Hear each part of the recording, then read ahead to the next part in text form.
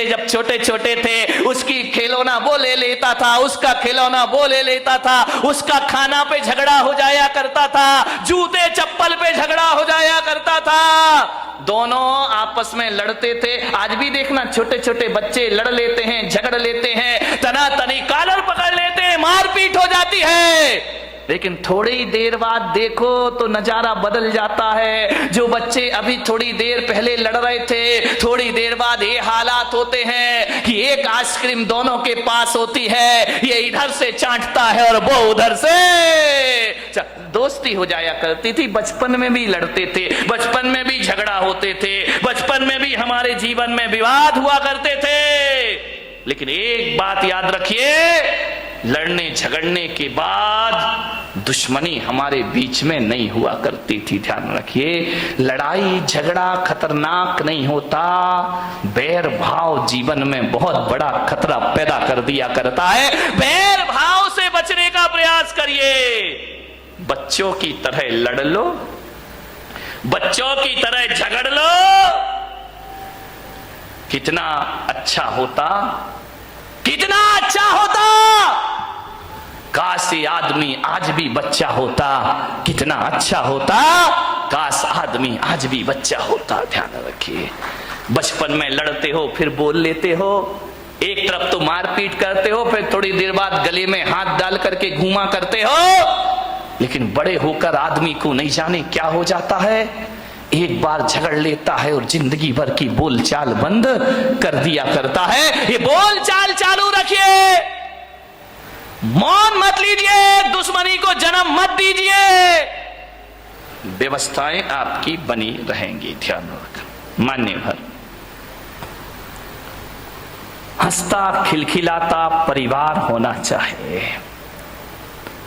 हंसोगे, खिलखिलाओगे, क्रोध पैदा नहीं होगा। ध्यान, दो ही चीज हो सकती है जिंदगी में, या तो हंस लो या गुस्सा कर लो। ध्यान रखना, जब गुस्सा करते हो तो हंसी गायब हो जाती है, और जब आदमी चेहरे पर मुस्कुराहट और हंसी लाता है तो क्रोध गायब हो जाया करता है। दोनों एक साथ कभी नहीं रहा करते हैं। ऐसा कभी आपने नहीं देखा होगा कि क्रोध में, गुस्से में किसी का मुंह भी फूला है और हंस भी रहा हो, मुस्कुरा रहा हो। दोनों काम एक साथ कभी नहीं हुआ करते हैं। इसलिए मैं आपसे कह रहा हूं कि क्रोध की जगह हंसता खिलखिलाता मुस्कुराता जीवन होना चाहिए। जितने आनंद में रहोगे उतना क्रोध आपसे दूर रहेगा। मेरे कमरे में लोग हंसते रहते हैं, आवाज आती रहती, हंसी मजाक की आती रहती है। बोले महाराज आप संत हैं, आपका कमरा बड़ा सीरियस होना चाहिए, बड़ा गंभीर होना चाहिए। मैं बहुत कोशिश करता हूं गंभीर हो जाऊं, गंभीर हो जाऊं, लेकिन क्या करूं, मेरा स्वभाव मुझे गंभीर नहीं होने दिया करता है। हंसता हूं, मजाक करता हूं, व्यंग करता हूं, आदमी से बातें कर, बच्चा आए तो उससे हंस लेता हूं, बूढ़ा आए तो उससे हंस लेता हूं, महिलाएं आती उनसे हंस लेता हूं। ध्यान रखना, जहां तक मेरी सोच है, अब इस दुनिया को उदास, गंभीर और सीरियस संतों की जरूरत नहीं है।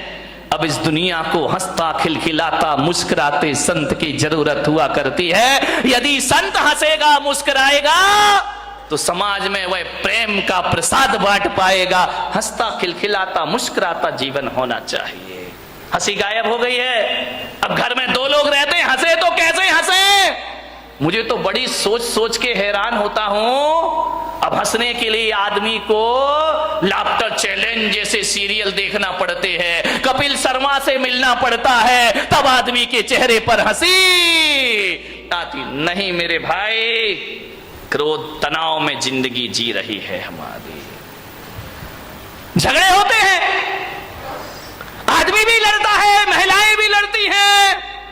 फर्क इतना होता है, आदमी इस कान से सुनता है और इस कान से निकाल देता है। महिलाएं ऐसा नहीं करती, महिलाएं तो बहुत होशियार हैं, इस कान से सुनती हैं। आदमी इधर से सुनेगा, इधर निकाल देगा, लेकिन महिलाएं जो हुआ करती हैं इधर से सुन के इधर नहीं निकालती हैं, वो दोनों कान से सुनती हैं और मुंह से निकाल दिया करती हैं। ये दोनों कानों से, इधर से भी सुनेंगी, इधर से भी सुनेंगी और मुंह से। कौन बोला जब भी बोलेंगी बारूद? नहीं, यहाँ की महिलाओं की बात नहीं कर रहा, यहाँ अपने को भाई अभी चतुर्मास पूरा करना है। मैं तो बंबई वालों की बात कर रहा हूं, तुम्हारी आगे जाके देखूंगा। ध्यान रखिए, विचार करिए, आप सोचिए। ऐसा नहीं है कि इन्हें गाली देना नहीं आता है, आता है। ऐसा नहीं कि इन्हें गाली नहीं आती है, बहुत आती है, लेकिन ये बोलती नहीं है। ध्यान रखिए, आदमी तो गाली ही गाली बोलता है, हर चीज पे गाली बकता है, बिना गाली के बातों की शुरुआत। कई का तो गाली तकिया कलाम बन जाता है, हर बात पे 4 गाली बका करता है। मैंने कहा यार, जितनी भी गाली इस देश में है वो महिलाओं के नाम से सारी गाली है, माँ के नाम से, बहन के नाम से, बाप और भाई के नाम से कोई गाली इस देश में नहीं है। मैंने कहा इतनी सारी गालियां महिलाओं के नाम से क्यों है इस देश में? विचार किया कि महिलाओं को गाली आती है लेकिन ये गाली बका नहीं करती हैं, लेकिन आदमी 24 घंटे गालियां दिया कर। ध्यान रखिए मान्यवर, किन बातों पे झगड़ा होता है हमारे घर में? छोटी सी मानसिकता, बस संकीर्ण प्रवृत्ति हमारे यहां झगड़े को जन्म देती। हकीकत बताऊं, जीवन में 90% झगड़े फिजूल के हैं। देखना, कोई सिर पैर नहीं उन बातों का, कोई दम नहीं, कोई सेंस नहीं उन बातों में, जिन बातों में आदमी झगड़ पड़ता है, लड़ लेता है, मारपीट शुरू हो जाती है, दुश्मनी का चंद ठिकरों के लिए आदमी लड़ता है। मान्यवर, आप यदि क्रोध करने के बाद यदि शांत हो जाएं और एकांत में बैठकर सोचें, यार मैंने जो झगड़ा किया है ये लड़ने जैसी बात थी या नहीं थी, तो 90% बातें ऐसी हैं जिनका कोई वजूद नहीं हुआ करता है, उसमें आदमी झगड़ा कर लिया करता है। थोड़ी सी गलतफहमी आ गई, आदमी झगड़ा कर लेता है, थोड़ी सी शंका आ गई, आदमी झगड़ा कर लिया करता है। फिजूल की बातों में झगड़ा है। मेरा एक जगह चातुर्मास हो रहा था और चातुर्मास में संत निवास के बाजू में एक बहुत बड़ा मकान था। सुबह सुबह हम लोग पाठ कर रहे, भगवान का भजन कर रहे हैं, झगड़े की आवाज आने लगी। अरे मैंने कहा भाई ये झगड़ा कौन कर रहा सुबह सुबह?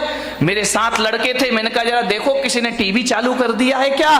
बोले महाराज झांक करके देखा तो बोले टीवी नहीं है, तो लाइव चल रहा है। मैंने कहा मतलब क्या है? बोले डायरेक्ट झगड़ा हो रहा है। मैं गया, मैंने खिड़की से झांका, 2 पति पत्नी आपस में लड़ रहे, इतना लड़ रहे हैं कि लड़ते लड़ते कमरे से बाहर निकल आए, आंगन में आ गए। एक के हाथ में बेलन है, एक के हाथ में कौन बोला चिमटा है। चले ऐसे तुम लोग तैयार रहते हो बोलने के लिए, दोनों लड़ते झगड़ते बाहर आ गए, झगड़ा हो रहा। मैंने कहा इधर आओ। अरे बोले महाराज, मुझे देखा झगड़े में थोड़ा सा ब्रेक लग गया। अरे बोले महाराज देख रहे हैं। मैंने कहा इधर आओ, ये सुबह सुबह भगवान के भजन करने का टाइम है, प्रभु के स्मरण करने का टाइम है, वो तुम सुबह सुबह पति पत्नी आपस में झगड़ा कर रहे, कोई तरीका है जिंदगी जीने का? अरे बोले महाराज हो गया, झगड़ा हो गया। मैंने कहा किस बात का झगड़ा है मुझे बताओ, मैं फैसला करूं। बोले महाराज फैसले वाले का कोई बात ही नहीं है। तो मैंने कहा लड़काए को रहे हो? बोले महाराज जब पूछ रहे हो तो हम बताते हैं, झगड़ा हमारा 12 बजे रात से चल रहा है। अरे मैंने कहा कमाल कर दिया, पति पत्नी दोनों हैं, 12 बजे रात से झगड़ा चल रहा। मैंने कहा किस बात का झगड़ा चल रहा है? बोले कुछ नहीं महाराज, आज नींद नहीं आ रही थी हम दोनों को। तो बोले क्या करे? बोले टीवी भी नहीं चल रही, लाइट भी नहीं थी। तो मैंने कहा क्या किया तुमने? बोले बस लेटा लेटा मेरे मुंह से इतना निकल गया कि मैं अपने बेटे को डॉक्टर बनाऊंगा। पत्नी ने सुना, खबरदार तुम्हारा बेटा डॉक्टर नहीं बनेगा, तुम्हारा बेटा इंजीनियर बनेगा। तो मैंने कहा यार तू इतना क्यों बोलती, जब मैंने कह दिया मेरा बेटा डॉक्टर बनेगा। पत्नी ने कहा कोई तुम्हारा अकेला हक नहीं है, मेरा भी हक है, मेरा बेटा अब फिजूल की बात है, इस पे झगड़ा बढ़ गया। बोले देखता हूं कैसे डॉक्टर बनाएगा। बोले मैं भी देखती हूं कैसे इंजीनियर बनाएगा। झगड़ा बढ़ते जा रहा। बोले बढ़ते बढ़ते हाथापाई पर आ गए हम लोग कि डॉक्टर ही बनेगा, इंजीनियर ही बनेगा। इतना झगड़ा, बोले सवेरे के 4 बज गए लड़ते लड़ते। बोले देख तू ज्यादा बातें मत किया कर मेरे से, जब मैंने बोल दिया कि मेरा बेटा डॉक्टर बनेगा तो बनेगा। पत्नी ने कहा मैंने बोल दिया मेरा बेटा इंजीनियर बनेगा तो बनेगा। रात भर झगड़े। मैंने कहा एक बात बताओ, तुम दोनों आपस में लड़ रहे हो, झगड़ रहे हो, एक बार बच्चे की मर्जी भी पूछ लो कि तुझे क्या बनना है। बच्चे से पूछना ही नहीं है, दोनों लड़े जा रहे हैं, ये बिना सिर पैर के झगड़े। मैंने कहा बच्चे को बुलाओ बच्चे को, उससे पूछो कि तुझे क्या बनना है। पति ने पत्नी को देखा, पत्नी ने पति को देखा। अरे मैंने कहा बच्चे को बुला के लाओ ना। बोले बच्चा तो अभी पैदा ही नहीं हुआ है। तेरे की आदमी, बच्चा यदि पैदा हुआ तो डॉक्टर बनाएंगे। फिजूल की बातों का झगड़ा है। ये कोई झगड़ने की बात है? सास बहू में झगड़ा हो गया। बहू ने कहा मलाई मेरे पीहर में जाएगी, सास ने कहा चल मलाई यहीं खाई जाएगी। इतनी लड़ाई, इतनी मलाई पे झगड़ा हो गया। बोले ये तो पीहर में जाएगी, पास में पीहर लोड़न नीरा की होगी और कहां की हो सकती है? तो बोले ये मलाई मेरे पीहर में जाएगी। सास ने कहा नहीं, बड़ाई तो बारामती में ही खाई जाएगी, चाहे कुछ भी हो जाए। बोले देखती हूं तू कौन होती है रोकने वाली। अरे तेरे जैसी लाखों बहुएं देखी, चल मलाई यहीं रहेगी। इतना झगड़ा, इतना झगड़ा। ससुर जी दुकान से आए, उन्होंने कहा ये महाभारत क्यों मचा रखी, झगड़ा क्यों है? बोले बहू को समझा लो, वो कह रही है कि मलाई पीहर में जाएगी और मैं कह रही हूँ कि मलाई यहीं खाई जाएगी। ससुर ने कहा तुम मलाई पे लड़ रही, लाओ मलाई लेकर आओ, मैं ही खा लेता हूँ, टेंशन खत्म हो जाएगा। मलाई लेकर आओ। सास ने बहू को देखा, बहू ने सास को देखा। बोले मलाई लेके आ, बोले तू लेके आ। दोनों ने देखा लाए कौन। अभी तो दोनों में ये चर्चा चल रही थी कि भैंस लेके आना है। अभी भैंस आई, बचा ये भैंस घर में आई नहीं, मलाई का झगड़ा शुरू हो गए। ये फिजूल के झगड़े हमारे घरों में, बिना सिर पैर की ये बातें हमारे घरों को नरक।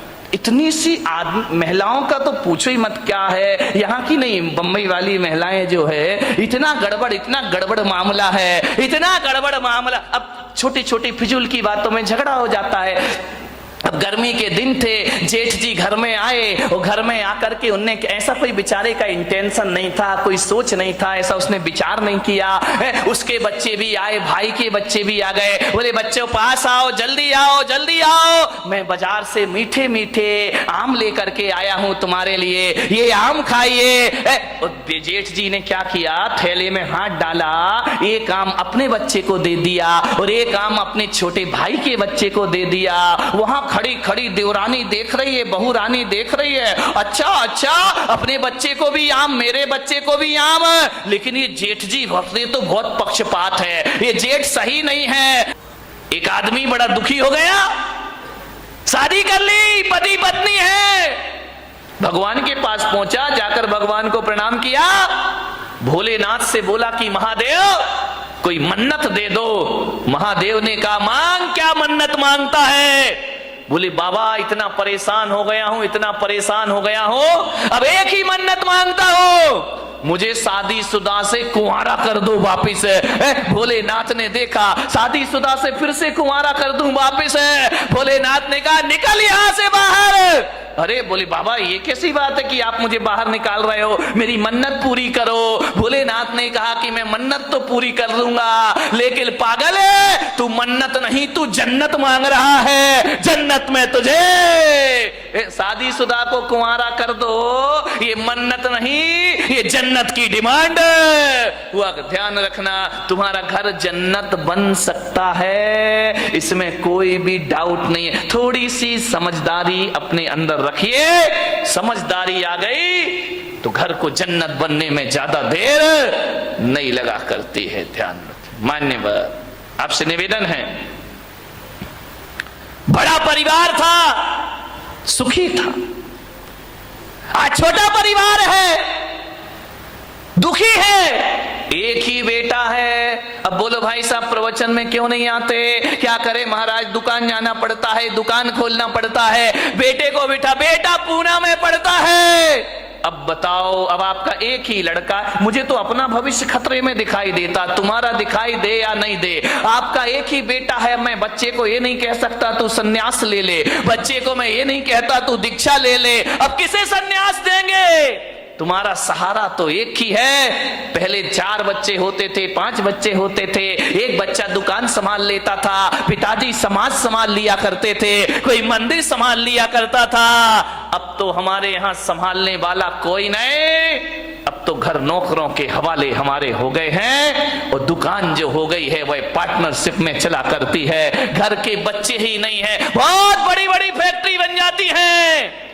और बच्चा अमेरिका में जाके पढ़ता है, वापिस लौट के नहीं आता, बाप बेचारा यहां रोता है, इस करोड़ों की फैक्ट्री का उत्तराधिकारी कौन हो। समस्याएं बहुत ज्यादा हो गई हैं एकल परिवार से।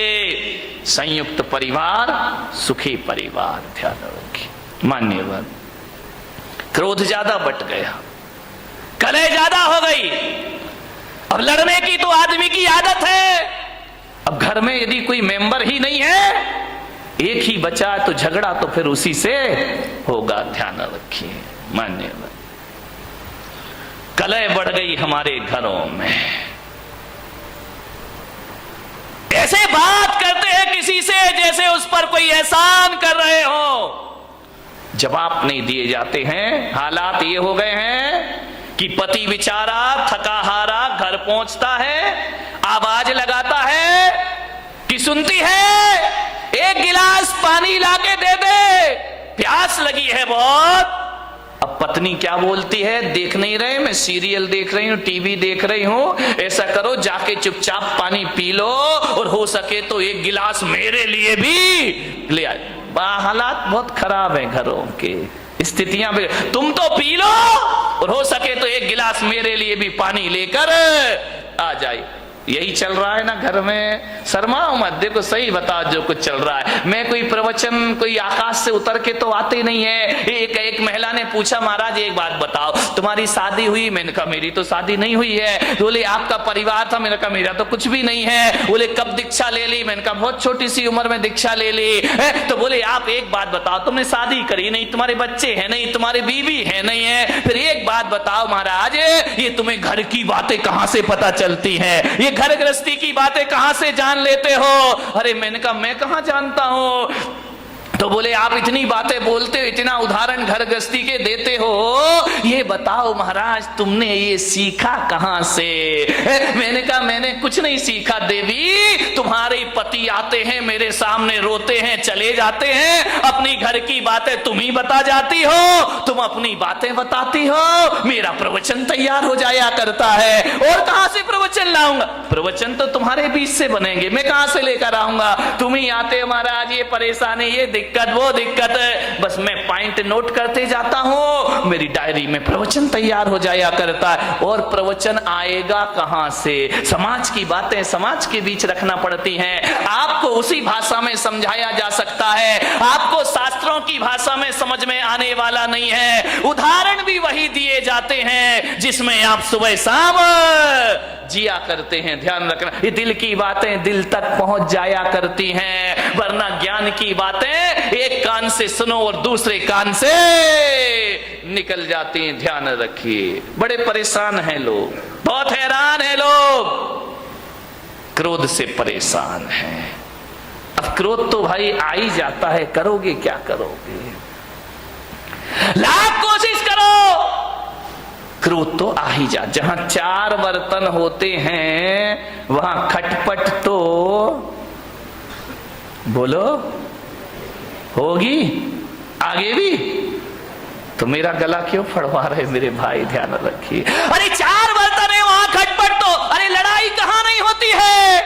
ये मत सोचो कि केवल तुम्हारे घर में लड़ाई होती है, लड़ाई तो महापुरुषों के घर में भी हुआ करती है, बड़े बड़े ज्ञानियों के घर में झगड़ा हुआ करते हैं। अब आप भी बताइए, जिन्हें दुनिया महापुरुष बोलती है, आदर्श पुरुष माना करती है, लड़ाइयां तो उनके घरों में भी हुआ करती हैं। अब ये महाभारत बताओ, कोई गरीब घरों की लड़ाई तो थी नहीं, ये महापुरुषों के घरों की लड़ाई थी। महाभारत दो भाई भाई लड़ रहे हैं, वो भी तो एक झगड़ा ही था ना। कौरव और पांडव ये महापुरुष गिने जाते हैं, इनके घरों में भी झगड़ा हुआ करता था। रामायण में सिंहासन को लेकर के झगड़ा हो गया, राम के घर में भी झगड़े होते हैं, दुर्योधन के घर में झगड़े हुआ करते हैं, युधिष्ठिर के घर में झगड़े हुआ करते हैं। झगड़ा कहां नहीं होता मेरे भाई? भरत बाहुबली का ये झगड़ा नहीं तो क्या था? ये भी तो एक झगड़ा था। ये मोक्षगामी लोग, ये सम्यक दृष्टि लोग यहाँ इनके घरों में भी झगड़े होते थे और बड़े आदमियों के घरों में भी झगड़े होते हैं। मुकेश अंबानी, अनिल अंबानी, ये झगड़ा नहीं तो क्या पेस्टीज रगड़ा है, विचार करिए। झगड़ा तो इनके घर में अभी प्रमोद महाजन, प्रवीण महाजन, झगड़े तो इनके भी घर में हुआ करते हैं। ऐसा कोई नहीं है जिसके घर में बारामती के घरों के बारे में मुझे नहीं मालूम है, यहाँ झगड़े हैं या नहीं है। होशियार मत बनो कि हमारे यहाँ झगड़े नहीं है, घर घर की कहानी है। इसलिए तो महिला देखती हैं कहानी घर घर। विचार करी, सास भी कब हुई? नहीं, वो बहू थी बेचारी, पहले भी बहू थी और आज भी बहू है। वो सास बनने का मौका ही कहां मिला है उसको। ये हालात है हमारे घरों में, लड़ाई है, झगड़े हैं, विवाद है। महापुरुषों के घरों में भी झगड़े होते थे, आपके घर में भी झगड़े होंगे। लेकिन एक बात मेरी आपसे निवेदन है बड़ी विनम्रता के साथ, कि झगड़े तो सब घर में होते हैं, तू मैं हो जाती है, एक दूसरे के अहंकार को चोट पहुंच जाती है। लेकिन मैं आपसे एक निवेदन करूंगा, लड़ लेना, झगड़ लेना, जितना लड़ना हो लड़ो, जितना झगड़ना है झगड़ लो। लेकिन बारामती वालों, बोल चाल बंद मत करिए। लड़ाई हो जाए, कुछ कह दिया, डांट दिया, फटकार दिया, कुछ बोल दिया, बोलचाल बंद यदि आप कर देंगे तो सुलह के सारे रास्ते बंद हो जाएंगे हमेशा को। लड़ लीजिए, झगड़ लीजिए, लेकिन शाम होने से पहले बोलचाल जरूर कर लीजिए। तुम्हारा क्रोध तुम्हारे लिए दुखदाई नहीं बन सकता है, तुम्हारा झगड़ा तुम्हारे लिए दुखदाई नहीं बन सकता है। अरे बचपन में भी तो जीवन को अच्छा जीना है, शांति से जीना है। जब पुरानी बातें याद आए तो मेरा एक ही सूत्र याद रखना, जो भी आ रहा है जाने दो, निकल जाने दो। जो भी जा रहा है जाने दीजिए, उसे पकड़ के मत बैठिए। आदमी भूतकाल पकड़ के बैठा रहता है, तूने मुझे गाली दी। अब एक बात बताओ, उसने तुझे गाली दी तो एक बात बताइए, फिर तूने ली काहे को मेरे भाई? है वो गाली देने को स्वतंत्र है, तो हम भी गाली लेने नहीं लेने के लिए उतने ही स्वतंत्र हैं। लेकिन किसी ने गाली दी, तुम फट से ले लेते हो, ऐसे लेते हो, ऐसे लेते हो, जैसे सचिन का कैच लेने के लिए दौड़ लगा दी हो तुमने। विचार, सामने वाला गाली दे रहा है, आप क्यों ले रहे हैं गालियां? पहले जमाने में आपको मालूम है, अपने संवाद को भेजने के लिए लोग चिट्ठियां लिखा करते थे। चिट्ठी लिखते थे और क्या करते थे मालूम है? उस चिट्ठी में टिकट नहीं लगाते थे। बैरंग चिट्ठी, बैरंग लेटर क्यों डालते थे? कि जल्दी पहुंच जाएगा। ध्यान रखिए, बाहरे देश का स्टैंडर्ड, जल्दी पहुंचाने के लिए बेईमानियां शुरू हो गई। आप बताइए, जिस लेटर में चिट्ठी ना हो उस लेटर को बैरंग लेटर बोला जाता है, बैरंग चिट्ठी बोली जाती है। और वह चिट्ठी यदि सामने वाले के पास जाए और जब वो चिट्ठी लेगा तो क्या करना पड़ेगा उसको? बोलो, पैसे देना पड़ेंगे ना?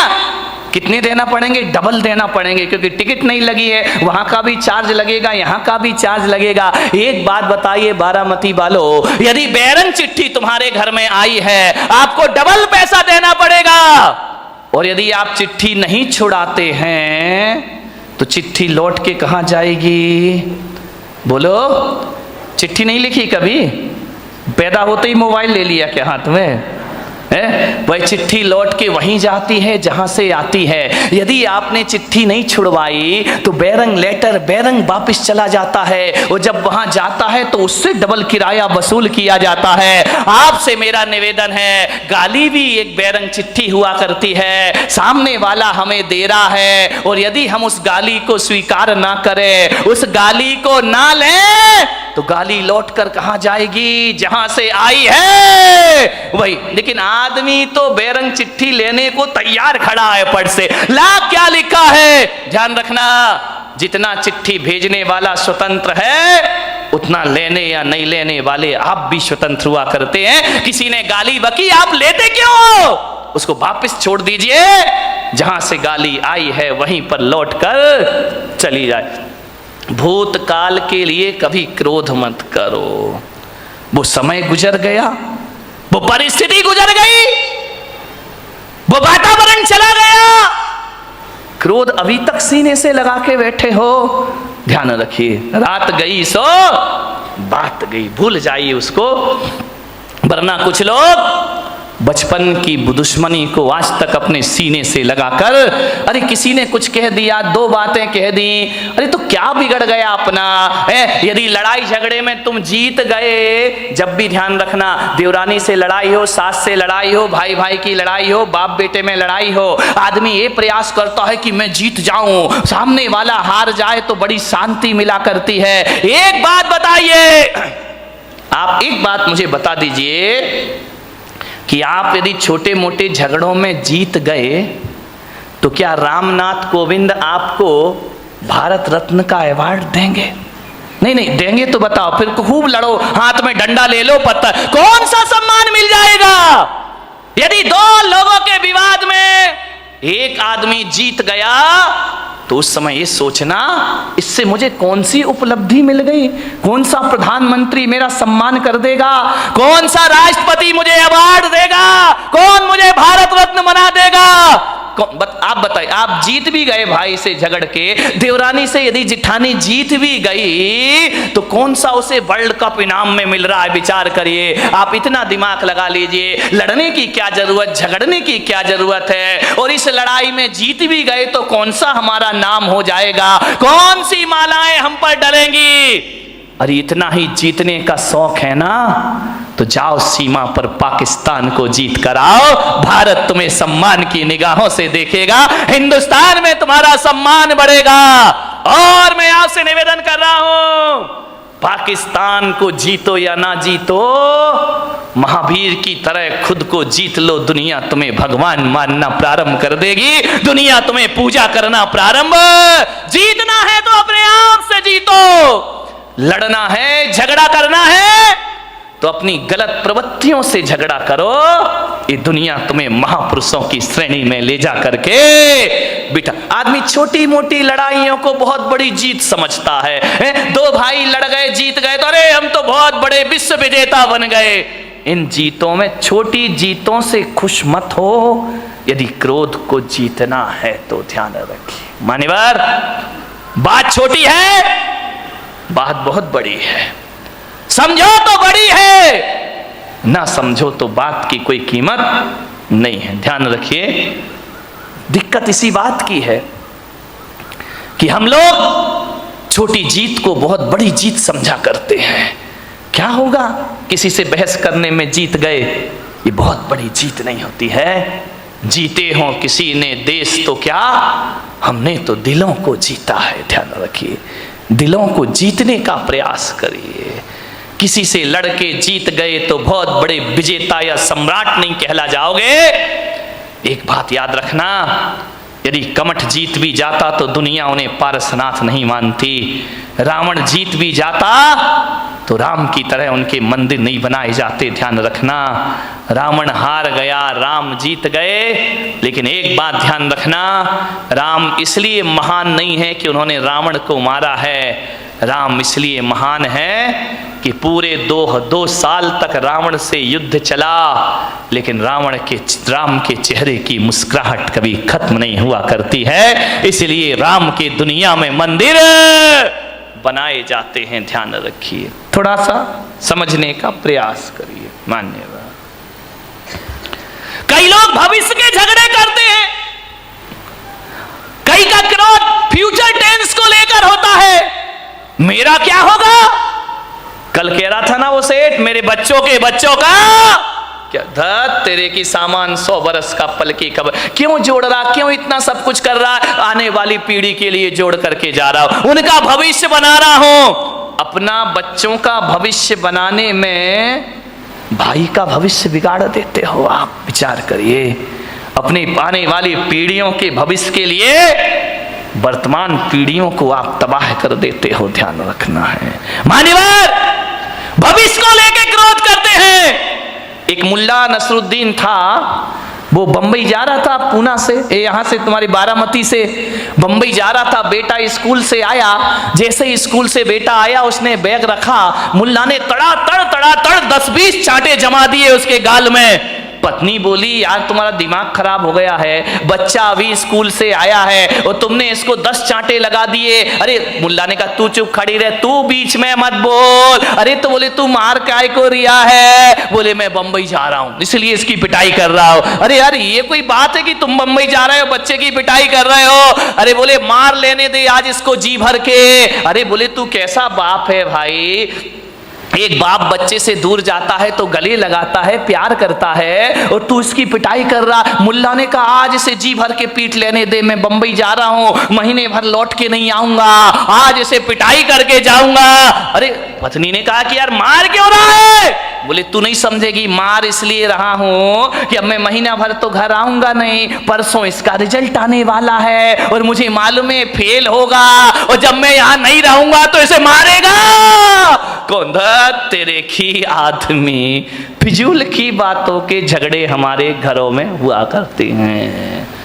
जिठानी लड़ती है, पति समझाता है कि झगड़ा मत कर, तुम कुछ नहीं समझते हो, तुम्हें अपने बच्चों का भविष्य दिखाई नहीं दिया करता है, भविष्य को लेके झगड़े कर रहे हो। एक बात ध्यान रखिए, न भूत को स्मरण करो न भविष्य की चिंता करो, वर्तमान में जियो और वर्धमान बन करके खड़े हो जाइए, आपके जीवन की समस्याओं का हल हो जाएगा। जो वर्तमान में जिएगा वो वर्धमान होगा, जो भूत में जिएगा भूत बन जाएगा। भविष्य हमारे हाथ में होता नहीं है, ध्यान रखिए। मान्य किस बात के झगड़े होते हैं? छोटी छोटी बातों पे लड़ जाते हैं हम लोग।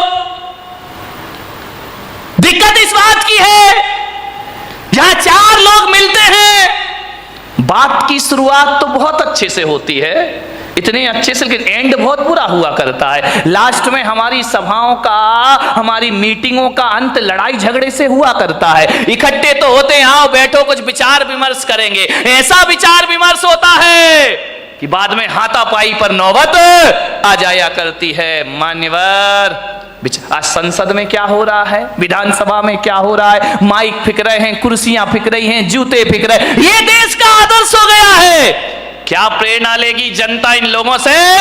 मान्यवर, जीवन को महान बनाना है तो सहन करना सीखिए। सहनशीलताएं खत्म हो गई हैं हमारी। 2 बात किसी की कोई बर्दाश्त नहीं करता है। पति कहता है मैं पत्नी की नहीं सुनूंगा, पत्नी कहती मैं तुम्हारी नहीं सुनूंगी, सास कहती मैं बहू की क्यों सुनूं, बहू कहती है मैं बुढ़िया की क्यों सुनूं। अब तुम अपने घरों में तो किसी की सुनना नहीं चाहते हो और मेरे कमरे में आके मुझे सब सुना के चले जाते हो। तो भैया जब सास नहीं सुन रही, बहू नहीं सुन रही, भाई नहीं सुन रहा, देवर नहीं सुन रहा, तो पुलक सागर काहे को सुनेगा तुम्हारे?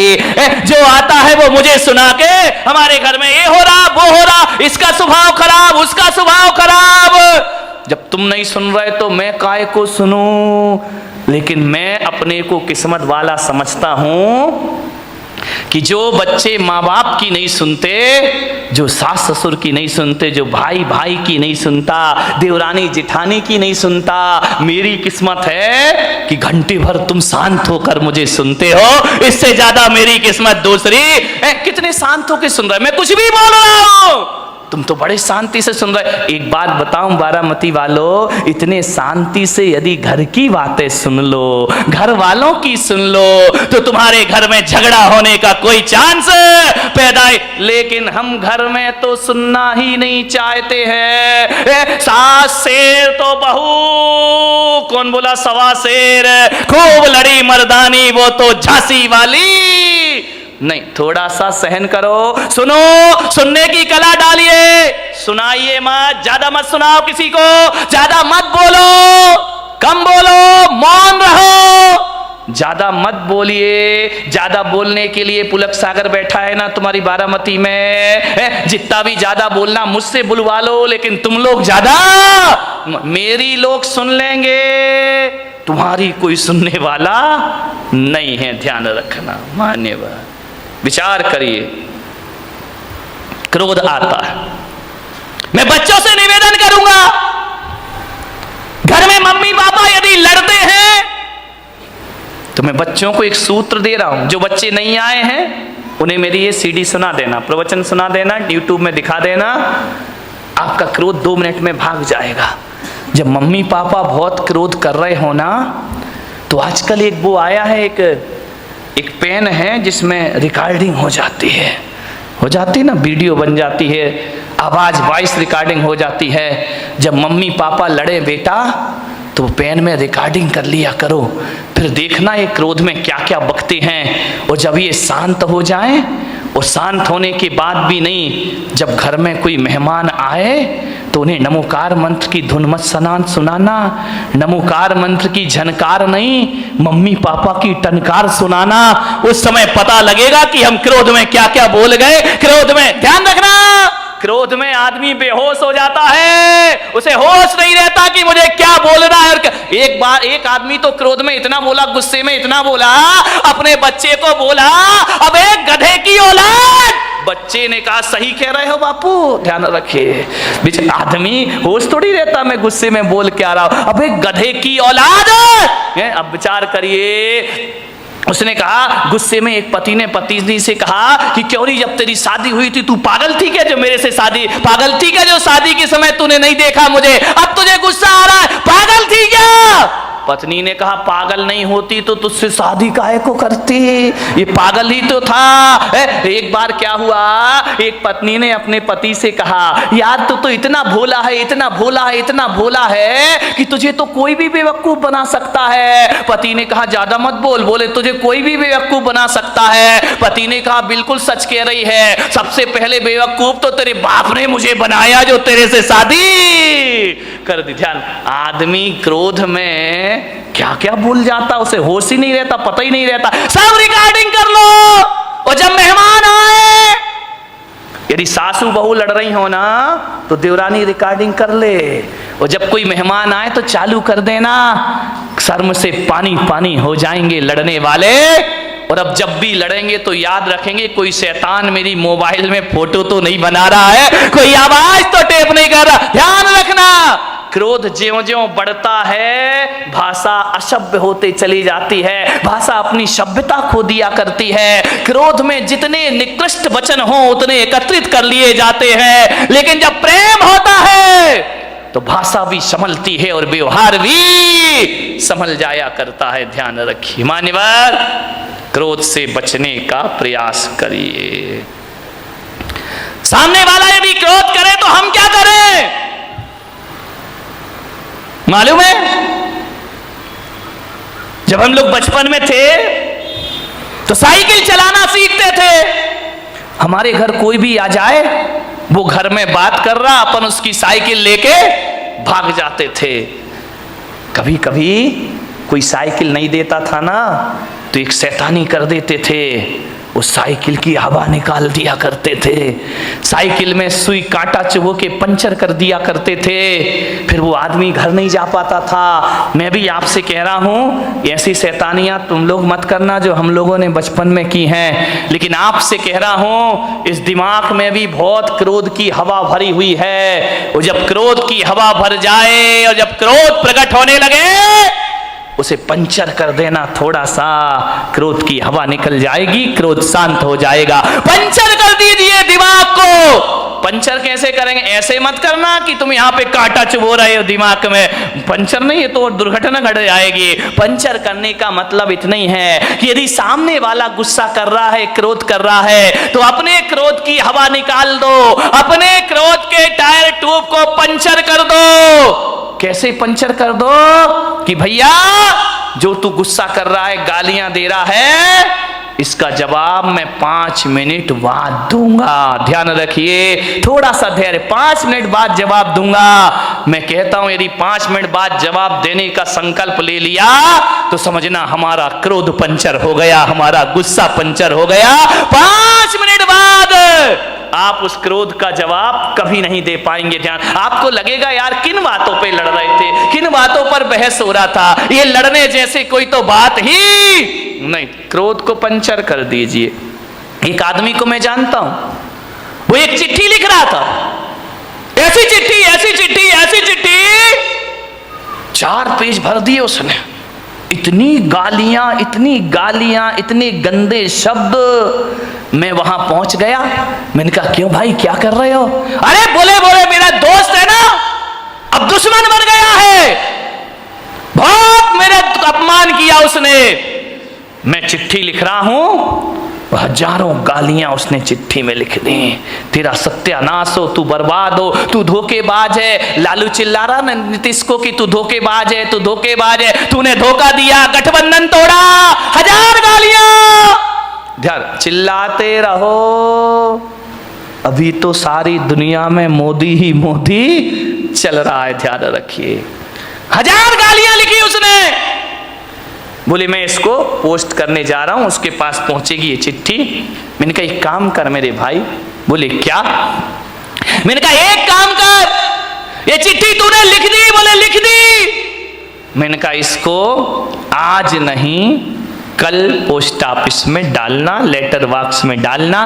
बोले नहीं मैं तो आज ही डालूंगा। मैंने कहा नहीं तो कल डालना। तो बोले कि इससे क्या हो जाएगा महाराज, मेरा क्रोध ठंडा हो जाएगा। मैंने कहा बिल्कुल ठंडा हो जाएगा, तू हो या ना हो ये चिट्ठी तू कल डालना। लेकिन एक बात याद रखना, आज इस चिट्ठी को पैक मत कर, रखा रहने दे, कल पैक करना, टिकट लगाना और अपने दुश्मन के एड्रेस पर डाल देना। बोले ठीक है आप कह रहे तो ये नियम में पाल लेता हूं। उसने हजारों गालियां लिख करके एक लिफाफे में रख दी। दूसरे दिन जब डालने को गया तो उसने कहा कि यार एक बार पढ़ तो लूं, कोई गाली इसमें कम तो नहीं रह गई है। जैसे ही उसने पढ़ा, उसने देखा यार मैं कितना स्टैंडर्ड का आदमी और इतनी घटिया गालियां लिखा करता हूं, आप विश्वास नहीं करेंगे। जैसे ही उसने चिट्ठी पढ़ी, क्रोध शांत हुआ, चिट्ठी को फाड़ फूड़ कर डस्टबिन में डाल दिया। बोले जवाब देने से कोई मतलब। ध्यान रखना, क्रोध तात्कालिक पागलपन है, और जब ये पागलपन पैदा होता है तो एक बात याद रखना, क्रोध तात्कालिक पागलपन की निशानी है। जब आदमी क्रोध में होता है तो पागलों जैसी हरकतें प्रारंभ कर दिया करता है। लेकिन एक बात ध्यान रखना, ऐसा पागलपन है जो जब पागलपन ये दूर होता है ना तो पश्चाताप दे करके जाता है हमारी जिंदगी को। सिवा पश्चाताप के हमारे हाथ कुछ लगता नहीं। क्रोध के तात्कालिक पागलपन को शांत करिए, वरना जिंदगी भर आपको पछताना पड़ेगा। ध्यान रखिए, क्रोध तो छोटी सी का टेम्परेरी चीज है, परमानेंट चीज नहीं है। लेकिन क्रोध में जो भी हम करते हैं वो हमें जिंदगी भर के लिए पश्चाताप दिया करता है। ध्यान रखिए, एक बात याद रखना, क्रोध पे थोड़ा ब्रेक लगाना है तो तात्कालिक उत्तर मत दीजिए, थोड़ा सा इंतजार करिए। क्रोध अपने आप शांत होकर के चला जाएगा। ये क्रोध पैदा क्यों होता है आप बताइए? हर आदमी को क्रोध आता है। क्रोध क्यों पैदा होता है? जब अपेक्षा बढ़ जाती है तो क्रोध का जन्म हो जाया करता है। उम्मीदें लगाते हैं हम बहुत ज्यादा उम्मीद लगाओगे, ज्यादा अपेक्षाएं रखोगे और उस अपेक्षा की उपेक्षा हो गई तो महाभारत प्रारंभ हो जाएगा। ध्यान रखिए, आप घर से चल के आ रहे हैं, आपका दोस्त रास्ते में मिल गया, आपने उम्मीद लगाई, आपने अपेक्षा लगाई कि राम राम करेगा, जय जिनेंद्र करेगा, देखेगा, मुस्कुराएगा, और यदि उसने नहीं देखा और तुम्हें देख करके मुंह फेर लिया, भीतर क्या प्रयोग होगा? क्रोध पैदा हो जाएगा। अच्छा बच्चों, हमसे ही बच के चल रहा है, हमसे आंखें फेर रहा है, कल तक हमारा दोस्त था, आज निगाहें फेर के जा रहा है, देख लूंगा मैं तुझे। क्रोध पैदा हो गया। ध्यान, आपसे एक निवेदन है, यदि कोई अम्मा जी बीमार पड़ जाए, दो बहुएं उसकी हो और दो बहुएं घर में हो, और जब बीमार पड़ती है तो अम्मा जी अपेक्षा रखती है कि एक बहू आकर मुझे एक गिलास पानी देगी, टैबलेट देगी, दवाई देगी, एक बहू मेरे सिर दबाएगी। ध्यान रखना, आप सोचते हैं कि बहू सेवा करेगी और बहू ने सेवा नहीं की तो क्या पैदा होगा? क्रोध पैदा होगा। अच्छा, खा रही हैं, रह रही हैं आराम से, थोड़ी सी सेवा नहीं करती, मैं बीमार पड़ी हूं, आके नहीं देख सकती हो, मैं अम्माओं से निवेदन करूंगा, यदि दोनों बहुएं पीहर चली गई हैं, घर बेटे बाजार में गए हैं और अब आप बीमार हो और अब आपको दवाई खाना है और जब बहुएं घर में नहीं हैं तो बताइए अम्मा जी आप क्या करोगी? विचार करिए, बताइए। आप बीमारी की हालत में भी पलंग से उठोगी, उठने के बाद किचन तक जाओगी, गिलास में पानी लोगी, दवाई हाथ से खोलोगी और खा जाओगी। विचार करिए, यदि घर में सुखी रहना है तो बहुओं से ज्यादा अपेक्षाएं मत लगाइए। जब तक हाथ पैर चलते हैं अपना काम खुद करो और आनंद से जीवन गुजारिए, लाचार मत बनिए। ध्यान रखिए, बहू यदि पानी और दवाई नहीं ला रही है तो ये मत सोचना मेरी बहू खराब है, सोचने की तो बात है, बस इतना सोच लेना मेरी बहू पीहर गई है और मैं यहां पर अकेली हूं। अपना काम खुद करो। ध्यान रखिए, भगवान के मंदिर में जाओ तो ये मत कहना कि मेरे बच्चे और बहू बुढ़ापे में मेरी सेवा करें।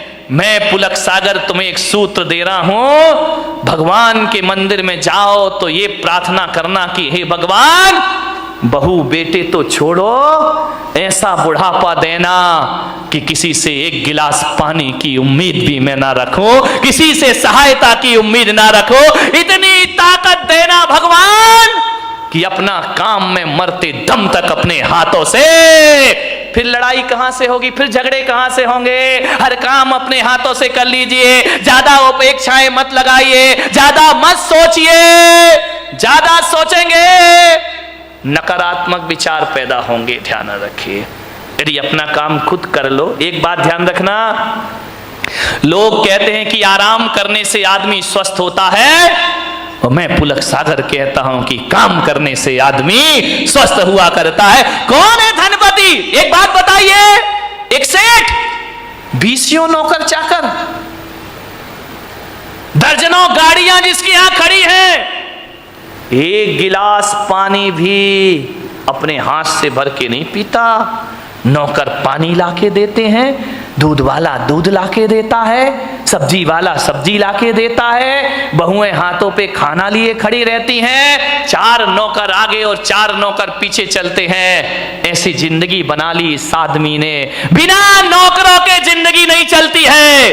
और एक बात बताओ मेरे भाई, जिस दिन नौकर नहीं आए उस दिन क्या हालात होंगे तुम्हारे? जिस दिन बहुओं ने देना बंद कर दिया उस दिन क्या हालात होंगे तुम्हारे? मैं उस आदमी को धनपति नहीं मानता जिसका पानी का गिलास नौकर लेके चलता है।